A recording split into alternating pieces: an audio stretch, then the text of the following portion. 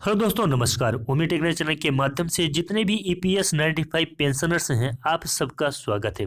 दोस्तों, आज मैं बात करने वाला हूं माननीय प्रदीप कुमार श्रीवास्तव जी का एक पोस्ट है, जिससे मैं आप लोगों को दिखाऊंगा कि किस प्रकार से एक नेता की छवि को उन्होंने अपने पोस्ट के माध्यम से दिखाया है।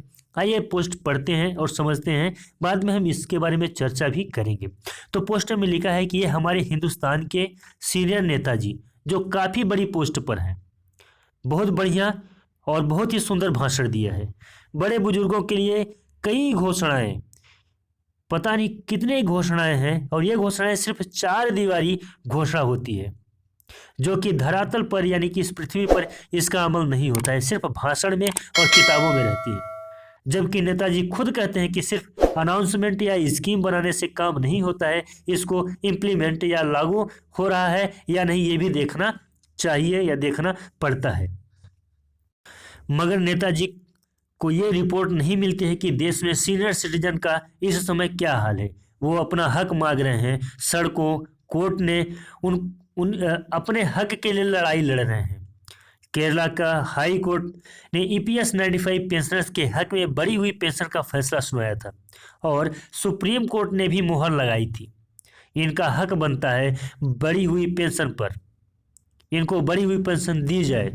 इसी सरकार ने वो फैसला भी वापस कर दिया है, जबकि ये सभी कोर्ट इन्हीं राष्ट्रपति के अधीन है और इनकी खबरों पर ध्यान नहीं है। बहुत सीनियर सिटीजन पैसे की कमी के कारण मेडिकल पॉलिसी नहीं ले पाते हैं, प्रीमियम देने के लिए उनके पास पैसे नहीं हैं और इस संसार से विदा हो रहे हैं। ये तो कहावत सही साबित हो रही है कि हाथी के दांत खाने के और दिखाने के अलग होते हैं। देश भर में कमांडर अशोक रावत जी के नेतृत्व में एनएसी की team senior citizen EPS 95 pensioners की मिनिमम पेंशन 7,500 रुपये, साथ ही साथ महंगाई भत्ता, मेडिकल सुविधा, और जो इस स्कीम में नहीं है उनके लिए रुपए 5,000 दो लोगों के जैसे पति पत्नी के लिए मांग रहे हैं। सुप्रीम कोर्ट में भी तारीख पर तारीख मिल रही है, इनको इस बारे में कोई जानकारी नहीं है। हमारे सभी ट्रेड यूनियन के लीडर्स को इसकी खबर नहीं है, मगर ना तो कोई यूनियन लीडर्स और ना ही कोई राजनेता इस ओर ध्यान नहीं दे रहा है। और इस देश में सभी ईपीएस 95 पेंशनर्स और जो कामगार इस योजना के अधीन है, उनका सभी का शोषण हो रहा है।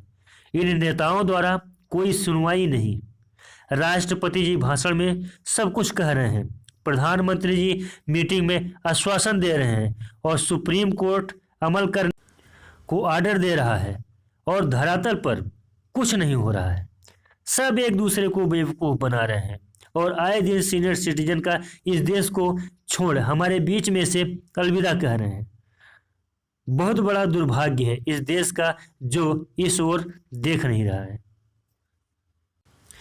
एक आम कामगार 58 से 60 साल के बाद रिटायर हो जाता है और 30 से 40 साल नौकरी के दौरान फैमिली पेंशन योजना में अपनी सैलरी में अंशदान देता है और उसके एवज में अपने हक की पेंशन मांगता है। दूसरी तरफ ये राजनेताओं की कोई रिटायरमेंट उम्र नहीं है और कोई अंशदान नहीं है, फिर भी लाखों हजारों में उन्हें पेंशन मिलती है। वो भी एक नहीं, 2 या 3 पेंशन मिलती है। क्या नीति है इस हिंदुस्तान की। धन्य है इस देश के सीनियर सिटीजन जो इस देश के, और आगे प्रणाम, इसके बाद एनएससी का साथ दे प्लीज, इसके बाद प्रणाम। यानी कि इस देश के नेता के ऊपर एक बहुत ही बड़ा प्रश्न चिन्ह इस पोस्ट को देखने के बाद खड़ा होता है।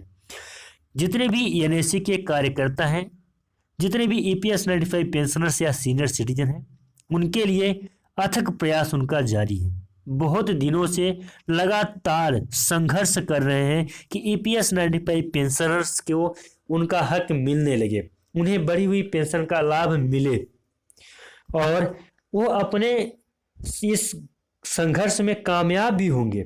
जो कार्य कर रहे हैं उसमें कामयाब होंगे, लेकिन यह है कि कब तक कामयाबी उनके नसीब होती है, कब तक कामयाबी उनके कदम को चूमेगी, ये देखना थोड़ा सा लेट हो सकता है। सुप्रीम कोर्ट भी ऑर्डर देगा, हाई कोर्ट से भी ऑर्डर मिलेगा, नेता राजनेता भी कदर करेंगे, साथ ही साथ में पेंशनरों की पेंशन को भी बढ़ाएंगे, लेकिन अविलंब के बाद, देरी के बाद। तो दोस्तों आज का पोस्ट यहीं तक था। आपको यह पोस्ट कैसा लगा? अगर अच्छा लगा हो तो प्लीज़ कमेंट करें। चलिए मिलते हैं नए पोस्ट।